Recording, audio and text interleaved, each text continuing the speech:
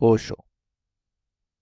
एक गांव में सुबह सूरज निकलता था और एक घुड़सवार आकर रुका गांव के बाहर, गांव के द्वार पर।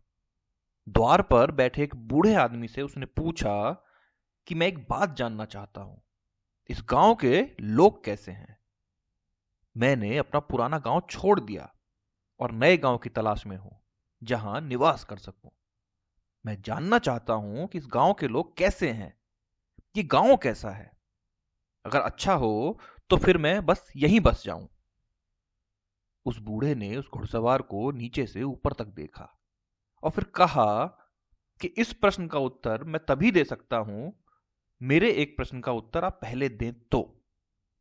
मैं जानना चाहता हूं कि उस गांव के लोग कैसे थे जिसे आपने छोड़ दिया।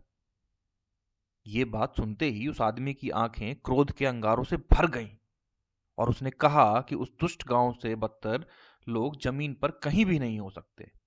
उन्हीं दुष्टों के कारण मुझे वह गांव छोड़ना पड़ा, और यह आशा और प्रार्थना लेकर गांव छोड़ा कि जिस दिन मेरे हाथ में शक्ति होगी उन्हें बताऊंगा।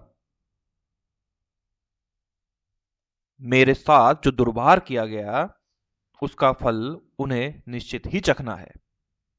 उस बूढ़े आदमी ने कहा कि फिर क्षमा करें, मैं आपसे कहता हूं कि मैं 70 वर्षों से इस गांव में रह रहा हूं। इस गांव के लोग उस गांव से भी बुरे हैं।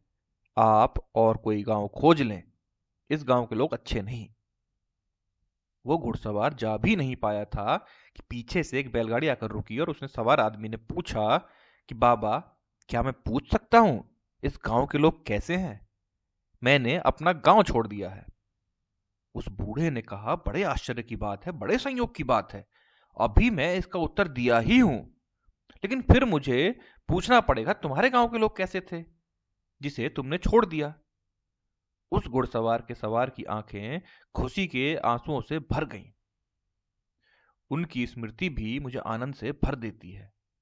उतने प्यारे लोग शायद पृथ्वी के किसी गांव में खोजने से भी ना मिले। दुर्भाग्य मेरा कि किसी मुसीबत में मुझे ये गांव छोड़ना पड़ा, और यह भी आशा लेकर गांव छोड़ा हूं, जब भी सौभाग्य होगा तब वापस उसी गांव में जाकर बस जाऊंगा। कैसे हैं इस गांव के लोग। उस बूढ़े ने कहा, बैलगाड़ी गांव के भीतर मोड़ लो। मैं तुम्हारा स्वागत करता हूं और विश्वास दिलाता हूं कि मैं 70 वर्षों से इसी गांव में हूं। इस गांव से प्यारे और अच्छे लोग पृथ्वी पर कहीं भी खोजे नहीं जा सकते। मैं भी उस गांव के दरवाजे पर था और मैंने उस बूढ़े आदमी की ये दोनों बातें सुनी। मैं बड़ी मुश्किल में पड़ गया। अगर मैंने एक बात सुनी होती तो ठीक था। पहले आदमी से उसने कहा था कि इससे बुरे आदमी कहीं भी खोजने कठिन है, और दूसरे आदमी से उसी ने कहा कि इस गांव से अच्छे आदमी खोजने कठिन है। जब वो बैलगाड़ी भीतर चली गई तो मैंने उस बूढ़े आदमी से पूछा कि मैं बहुत मुश्किल में पड़ गया हूं, इस गांव के लोग आखिर कैसे हैं। उस बूढ़े ने कहा, हर गांव के लोग वैसे ही होते हैं जैसे आप होते हैं।